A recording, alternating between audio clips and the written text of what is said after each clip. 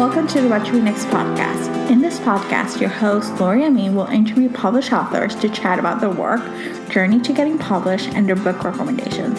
If you share a passion for books and always looking for your next read, then join us. Hi, Denise. Welcome to the What to Read Next podcast. Hi, how are you? I'm good. How are you? Just great. So excited to talk to you. So tell us a little bit about yourself. I live in Iowa and I work in higher education in my day job, but How to Fail at Flirting is my debut novel. It's the first book that's going to be published. It's actually the first book I've written, except for one NaNoWriMo project that I don't really talk about because it will never see the light of day. I grew up as a military brat, so I've kind of spent my whole life transitioning from place to place, and writing was kind of always a constant. I could always sort of create these spaces and these worlds and these people that were with me. And so I think I've carried that into adulthood. I love it. So what inspired you to start writing? I've really always written. I joke that in my bio, my first book was called I Hate You, and its sequel, I Still Hate You, which I think I wrote in the second grade. But I've always loved to craft stories. Like when I was a little kid, like laying in my bed or even playing with my paper dolls, they had these very elaborate soap opera style telenovelas happening when I was a kid. And so I just always did that. It was always an escape. And then when I went to graduate school, that really shifted to academic writing. My research is in higher education, particularly with student veterans and then with students of color. And those are the things I teach about. And so then it's looking at theory and research and data. And so really that's where my writing shifted for a long time. And then when I had my son 4 years ago, I had just returned to work. I felt like I was momming and working 24/7, and I just needed a creative outlet. And so I sat down to just write what I thought was going to be a short story about ex-boyfriends. And some of the characters in the book actually were based on some ex-boyfriends of mine. And so I just was having sort of fun with it. And then it became this really wonderful way to kind of rediscover myself, to get back in touch with my creativity, and just to feel like I was creating something besides new life. And so that's really what inspired me to start writing. I didn't have a plan. I didn't really know the craft of fiction writing, but it's sort of just fun. And then I just kept going, and I ended up with a book that's about 40,000 words longer than what the book currently is, because I didn't know what I was doing. But then I started getting feedback from people and friends and found writing communities, and that's kind of sort of how the book started to take shape. And I realized, hey, this could really be something that other people might want to read. I love that, and I love the book. So we're going to talk a little briefly about that. I got a question. So, what was your PhD thesis about? My PhD, my PhD dissertation was on student veterans and their transition experiences into college settings. And so I did a survey of students at 14 institutions, and we looked at how their reflections on their first year. And then I looked at that from a variety of angles, and then talked about how colleges and universities can work with their programs and services to meet needs of students. That's fascinating. I love this. I love, because it's my old career. I'm fascinated. I like how people, study different things about college and universities and student experience and how they take them and look at the different populations. It's so interesting. So completely. And even just thinking about whose experiences are looked at and whose aren't. And when I started, at least, I think the research has had a big uptick in the last 5-10 years, is folks were not looking at military students as student veterans. There was very little research on folks after the 70s, up until even really like 2008, folks started researching again in a big way. And so just thinking about whose stories are told and who do we build programs on. And I think we see that in book worlds too, whose stories get told. Yeah, that is so fascinating. So you taught a romance course for the university. Tell us all about it. Why we should pay attention to romance? So looking at the course that I taught, really started out as kind of a joke with a friend. We have an honors program on our campus, and the students take 1 credit courses, and they're really meant to be very discussion oriented, to get the honor students, these kind of high achieving, high ability students, into thinking about lots of different things in lots of different ways. And so I love romance, and a friend of mine who works with the program is a fairly recent romance convert. And so we talk about romance all the time. And we said, we should, and we were just talking about crushing the patriarchy one day, as we just tend to do randomly. And said, what if we taught a class on this? And I was like, yeah, that would be funny. And she's like, no, do it. The proposals are due next week. And so I made her do it with me. And we just decided to teach this class for the 14 students, really just getting them to think about what it meant to examine patriarchy through romance novels. And for most of our students in class, they don't or hadn't read romance novels, at least not many, and had many of those preconceived notions that many people come to romance with. And so that was really exciting for them to just get experience with the genre, and to apply, so I think, really wonderful skills in rhetorical analysis and really deep dive of content to what they were reading and experiencing. So as I am one to do, I announced that we were doing that on Twitter, and the reaction was huge. And so we said, okay, well, we'll offer it online. I didn't know how we were going to do that, but we just committed to it. I expected maybe 50 people. I think about 600 people signed up. So they got weekly emails, just really summarizing what we talked about in class. Sometimes we had interviews with some authors, some resources like things to read, websites to go to, some book recommendations that we crowdsourced from the romance reading and writing community. And then we did weekly chats where really we just post questions. I'm certainly not the expert. We had many experts that joined us on the chat, but it was just a time and space for people to come together. And so that was a really cool kind of merging of worlds. And those types of classes exist kind of all over the romance sphere, again, with people who are much more well-versed in the history of it than me. But that was, for me, a really neat way to connect in a kind of an academic way with why I love romance. I love it. So let's talk about your writing. Do you follow an outline? Do you see where the story leads you? Well, with How to Fail at Flirting, I think I shared earlier, I just sat down and started writing things. There was no outline. There was no plan. Once editing got started, there was more of a plan. But now I usually start with my outline and my beat sheet, and I'm very intentional about mapping things out up to about the 50% mark of the book. And then I get bored with outlining and start writing, and then forget I was supposed to be outlining until I get to about the 80% mark, and then I go back and backfill it.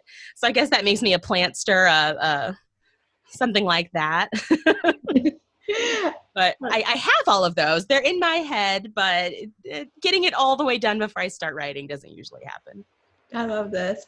How do you organize yourself? How do you organize yourself as a writer? How do you keep track of your ideas, inspirations, and characters?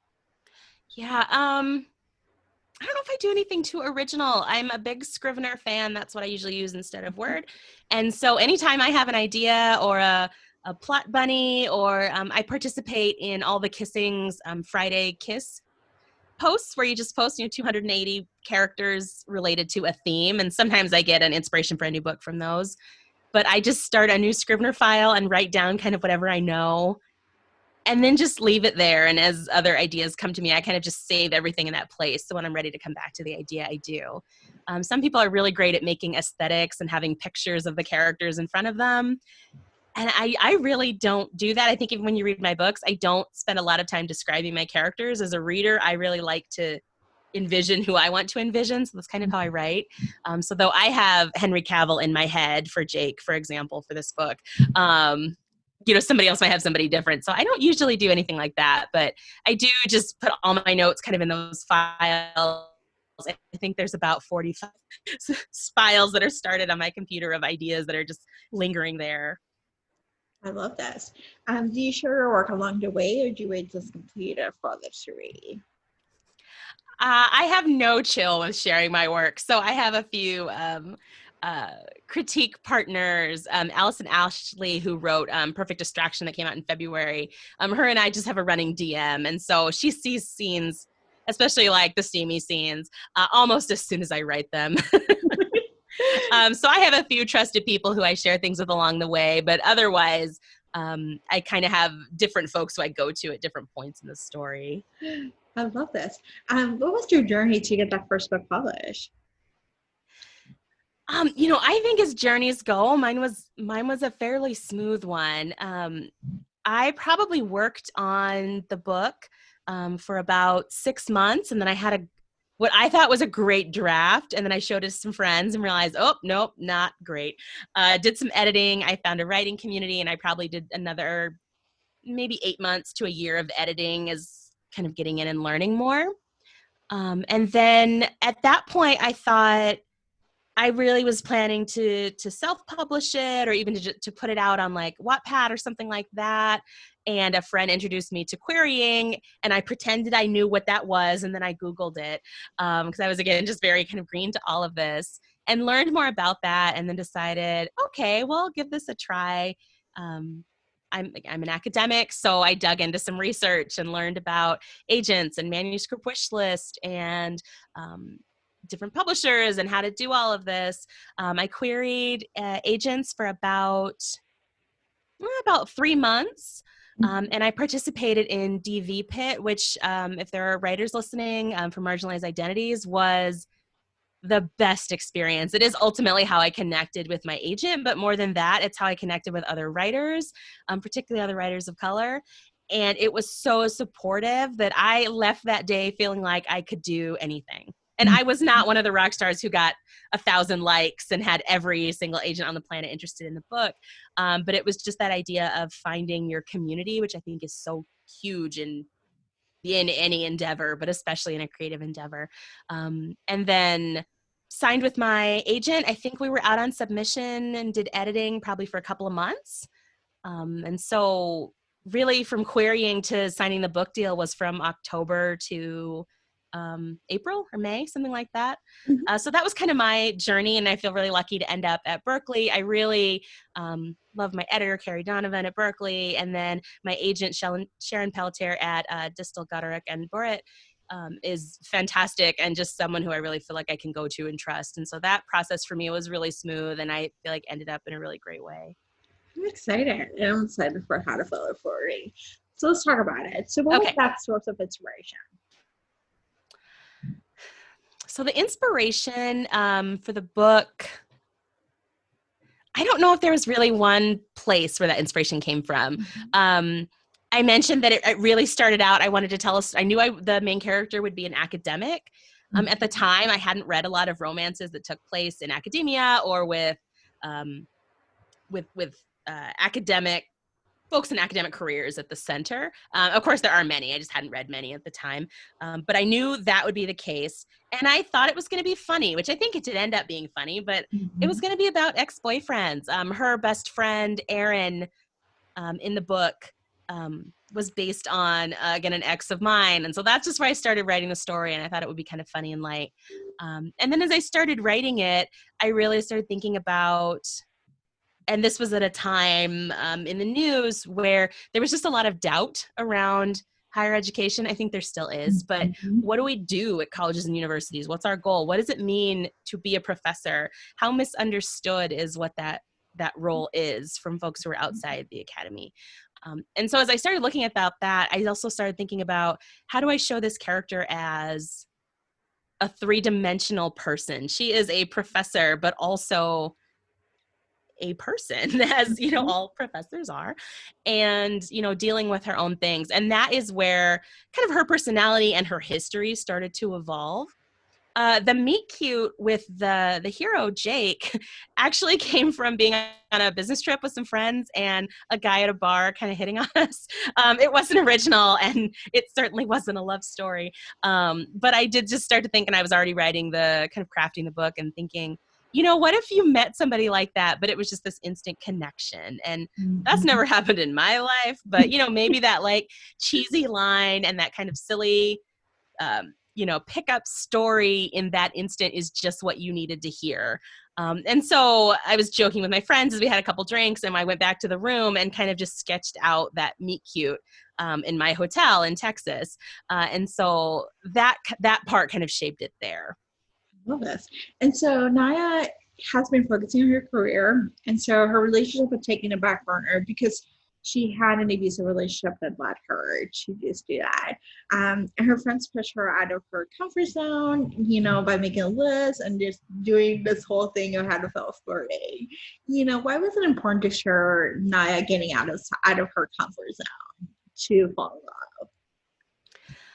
Um, I think in part because she looks at where she is as kind of a comfort zone, but I think she also sees it as a rut. Mm-hmm. It's simultaneously safe and claustrophobic for her to be closed in the way she is. But I also think that for her, what she doesn't see maybe until the book later in the book is that that's a safety response for her. That's a self-defense mechanism. That's a way to protect herself from hurt. And so I think that this character couldn't fall in love until she took the risk to step outside that bubble, because for her, that bubble is very much a protective one of not letting anybody in. And so I knew for the love story to happen, that would have to be the case. But I also know that a type A person, I might be one, Mm-hmm. that a list of things to accomplish is, for me, the number one way to get me to do something. And Yeah. I think her friends know that about her. They kind of joke about that. But I think she knows that about herself. And so, there's a point where she is sitting at a bar and thinking, okay, I have this list that was a joke to get myself, out there in the world, but maybe this could work. Um, Mm-hmm. and again, I think that is, for her, is ignoring all the other things she needs to work on, but that's sort of part of her personality too. And so that for me is why how the list took shape. And I don't know if the list was actually part of my first draft. I think I started to get to know the character. I thought, what, this character would not just step out there on her own. That would not be what she would do. And so this list, which originally has to do with facetiously kind of hooking up with a guy, is also for her about, how do I get my life back? How do I get my voice back? Mm-hmm. And in some ways, how do I find the voice I've never raised at all? Yeah, I can identify with the list because I think for me, that's how I got out of the comfort zone, how to get the ride out of it. It's like basically making lists of like, I'm going to do this, or I'm going to try this, or I'm going to Yeah. meet this person, or I'm just going to, like, it pushes you out of that comfort zone and it gets you out of the ride. So I love it. I love books that deal with lists, for Me type too. of personalities. So like, it just gets you out of the ride. So you mentioned a little bit briefly about higher education and department cuts. And so, especially now with like schools going virtual, there's like money's getting tight and all different things. And there's a lot of questioning about higher education. And so Naya's department works in education, which is, I think it's one of those departments that often gets cut because it's not sexy, it's not business, it's not engineering. Even though Naya Entrepreneurial, usually. entrepreneurial. And it teaches like math education with STEM, which is like, looking at that. But, I really love this premise. Why was it important to show, this part of the process of hard education, that is just like that it's struggle. It's a struggling, um, Yeah. I think there's a lot of reasons. Part of that was just, looking at what conflict would be meaningful for her. yeah, And her job being threatened is incredibly meaningful for her because that's really where she's put yeah, everything. yeah. But I think too about, and I'm circling back a little bit, when I had early folks read it, one of the folks who read this for me was my major professor, like my advisor from when I got my PhD. And while everybody else had asked about the love story and the friendships and some of the relationships, the first thing she said when we sat down to talk about the book is, does she have tenure or not? And then that kind of got me thinking about, it's not like I didn't know that tenure was important and really shapes a professor's role at an institution and her power and influence. But that got me thinking about, why was that helpful to show that and show that there's these different power dynamics kind of in this institution. Also that for education, I worked with our College of Education for 5 years in my last job, working with students specifically in elementary education, or who were pursuing math education or something like that, who were students of color, and where they saw that those jobs were going to be valued and where they saw that they weren't. And that's no shock to anybody. I think that teachers are often not as valued as they need to be and should be. But that extends to other places too. So at this institution, they're really shifting their resources toward business and engineering, and those are the priorities. And so working in education is kind of being in this tenuous place of knowing your work is important, but also feeling like you have to constantly defend why the work matters. Mm-hmm. Her department is underfunded. They're in the really rundown building and those sorts of things. And so for her, that's part of that being unsteady in her work, but she also is really driven to math education by her grandfather, who was I wrote him as an immigrant, but whose first language was Spanish. And so part of her research is looking at how math education affects English language learners or folks who English isn't the primary language spoken at home. And so her family connection really speaks to the work that she does too. And for so many people doing that work, that exists and that's real. And it really is a way to link identity issues and social justice issues and education and career. And for her, those are all things that are kind of swirling in the background. They're not part of the core love story, but they're part of the core character. Mm-hmm. And so all of that, that is all really just to say that her work and her identity are really tied together. So she's doing these things to kind of get out of her rut and redefine her identity. It was really important for me for her job to be critical to that at all points in the story. I love this.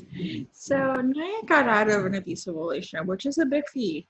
What was the research part that research like to get this part right? Because it demonstrated, the lingering effects of an abusive relationship and still like, having the person come back to your life. Yeah.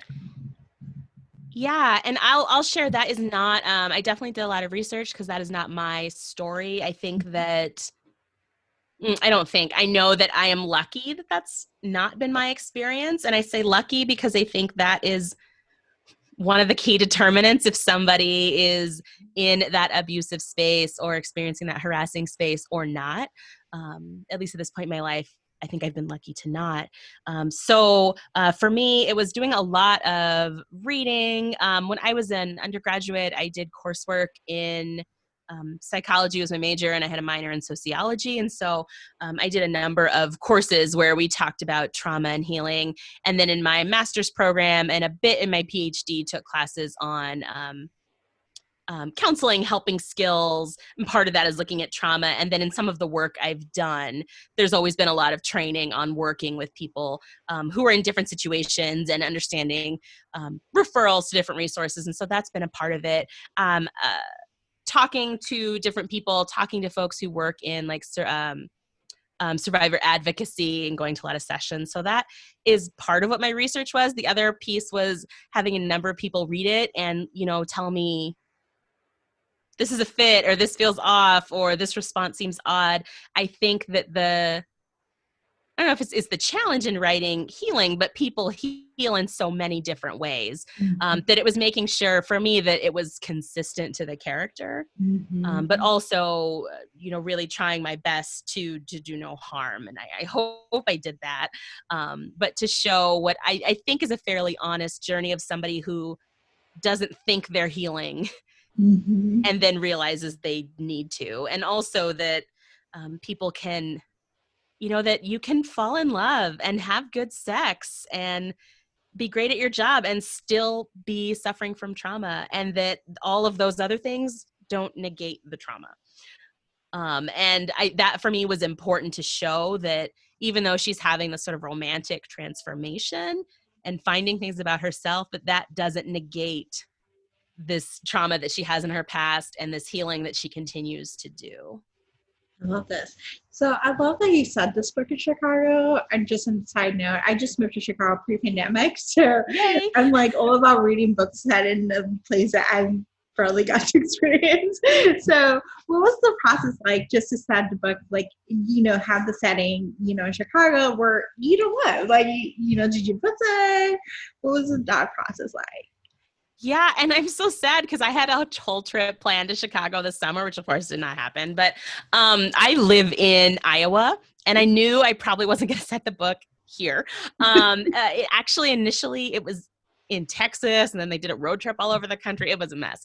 But I always knew she was from Chicago, and in part, Naya grew up in Iowa in a small town, and some of that ties to there's a little bit in the book about how she's kind of reconnecting with her racial and ethnic identity. Yep. And part of that was growing up in a small town and her family feeling like they had to blend in, and so her not having that. And so I knew she had kind of grown up in this small town, but Chicago is a good connection point, I think, from Iowa, that a lot of folks who are in Iowa go to Chicago, or you recruit a lot of people from Illinois here. And so for me, that kind of just felt natural. I've never lived in Chicago. I want to. But the times I visited, for me, it's a city that just is very authentic and feels like a Midwestern city, but also feels like a city. And I thought for Naya, that would be a really good space to be. I don't fully know why I put the hero in North Carolina. I think I just had been wanting to go somewhere that wasn't Iowa and was warm. So I put him in Raleigh. We don't spend a whole lot of time there in the story. But I love that all the different things and settings that could be in Chicago. And we don't really see, I think, a lot of the city in the book. Being the workaholic she is, you're in her office on her campus a lot. And then they're at Navy Pier because she doesn't, she wants to be somewhere very public and kind of impersonal. And so you sort of see the city as a tourist, I think, a little bit. Yeah, it just felt like as someone who's like not just learned to explore in Chicago like briefly, it's like, oh, like there's this Hancock building, or there's the Navy Pier, like it's a touristy spot, but it makes sense because she's like, it's a college town too. There's a lot of colleges in Chicago, so work is just around the college, so. And I also like to think, this isn't in the book, but it's sort of just in my head, that though when she was kind of younger and living in the city, she would have explored a lot in this idea of sort of closing herself off. That's really been kind of physically closing herself off too, that I have work and I have home and I have my friends home and I have my very set spots that I go to. But I don't think that for the last several years, she's been in a place where she was, finding her favorite nooks in the city. And I think physically she was probably fairly cloistered, but part of the touristy part of the beginning is she pretends that she's a tourist. That's part of that. I'm going to be safe. You don't need to know anything about me. I'll just pretend I don't live here. And so then, he thinks they're both tourists and having this lovely little exploration of tourist traps. And, but I do think in my head, as the story kind of moves on after the book, part of that would just be exploring the city too and finding her place in it. Yeah, that's exciting. So what's next for you? Well, I just turned in my second book, which will be out next fall. There'll be a teaser chapter in the back of How to Fail at Flirting. This one is called The Fastest Way to Fall. Had a thing with F's, I guess. And this one is about Britta, who is a journalist. She's a fat heroine. And she, as a way to work up at the lifestyle magazine that she works at, has an opportunity to review an app that's kind of like Noom, a fitness app that has with coaching. And it's not really something she very much cares about, but she makes the point that, as a fat person, I'm probably somebody who they're targeting, but also our magazine is very focused on wellness and we're focused on reaching your goals. And the point she makes at the beginning that was important to me is being a fat person who wants to do this and be interested in fitness is not a political statement that I want to change myself. And so the magazine green lights it, and she starts on this journey and is very sure this is going to be kind of her ticket to being a feature, working in features at the magazine. And of course, it's a romance. So she falls for her coach, who's virtual, and he actually ends up being the owner of the company. So he has his own thing. It's dual perspective. It's a little bit more of a slow burn. If there's ever been an own voices story for me, it is this one. And I really love these characters, so I hope people really love them too. Oh my gosh, I can't wait. I have a thing for plus size parents because I'm plus size. Like I look for those and look for the representation. So I'm so excited for this book. I will say with this one, she starts running. That's part of her, the fastest way to fall is she starts running. And I don't run. And so I did a lot of research on that as I was eating Cheetos and writing about running on my couch. But yeah, it was really fun to write about sort of her journey, and she's falling in love with the hero, but I think she's also falling in love with her body and what it can do, and being good with who she is and what she looks like. And it's really the whole focus of the app, and the hero is not on you have to change. It's, what do you want to do? How do you want to move? Mhm. What do you want to accomplish? And so that's really the story. So I'm very excited about that. And now I'm working on, since that's turned in, working on some other just ideas that have been percolating. Oh, this is so exciting. I can't wait. Now let's go to a round of book recommendations. This is an opportunity for you to share with the audience what they should read next. What is your favorite genre? Oh, romance. Favorite genre by far, romance. That's most of what I read. Even when I was a pretentious college and graduate student and thought, oh, I'm better than that, which is ridiculous. What I always was most interested in any other book I was reading was the love story. And if it didn't have it, I was usually skimming. So yeah, definitely romance. I love particularly contemporary romance. Really contemporary writing just in general is generally more my jam than historical. But yeah, I'm a happily ever after, bring on the kissing kind of reader. What has been some books that you read that you love? I'm trying to think. Some I've read this year that I love that were romance. Island Affair by Priscilla Olivares takes place in Key West, and it was a complete escape in May when we were, on month 2 of quarantine or whatever it was. Queen Move by Kennedy Ryan just left me shook. It was just lovely and sexy, and I just loved everything about that book. So those were 2 romances that I really loved. There were many more. I could talk for days. I had a series this fall called How My Friends Failed at Flirting. And so I had a number of authors on, like Rosie Dannon, who wrote The Roommate, Jen DeLuca, who wrote Well Played and Well Met, that came out last year, Jane Agaro, who wrote Ties That Tether. So a lot of my friends there, and those books have all been amazing. And then just last night, well, really this morning, because I stayed up till 3 a.m. reading it, was The White Coat Diaries by Maddie Sinha, which isn't a romance so much as women's fiction, but it's I think it's billed as Grey's Anatomy meets Scrubs. And it's all about this woman's sort of intern year, and as she deals with kind of her own things around expectations and family and culture, and it was fantastic. So that one was out in September 15th when that one comes out. Oh, this is so exciting. Thank you, Denise, for being on the show. Oh, tell us where we can find you online. Oh, sure. I am on most active on Instagram and Twitter, but on Facebook as well. So on Instagram and Twitter, I'm at Nick Will Writes, which is NICWILLWRITES. And I think it's author Denise Williams on Facebook. And I'm really active on all those platforms, probably more than I should be, because I should be writing and not on there. And then my website is denisewilliamswrites.com. Thank you, Denise, for being on the show. Thank you so much for having me. If you enjoyed this podcast, feel free to share with friends, subscribe, rate, and review the show. This is the easiest way to support this podcast. Once you connect with fellow romance readers and make new friends, get weekly book recommendations, attend monthly meetups, then join our Patreon community. You can join at whattoreadnextblog.com/Patreon.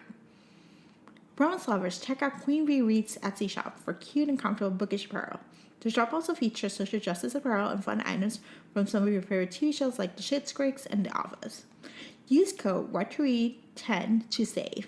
Visit whattoreadnextblog.com/QueenBeeReads.